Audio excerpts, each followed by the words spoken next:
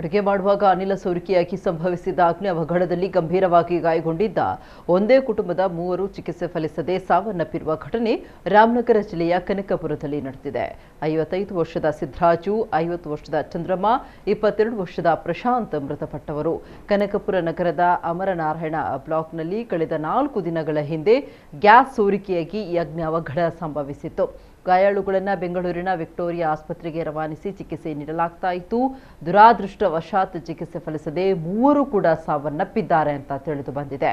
Kanakapura town police ಠಾಣೆಯಲ್ಲಿ ಪ್ರಕರಣ ದಾಖಲಾಗಿದೆ.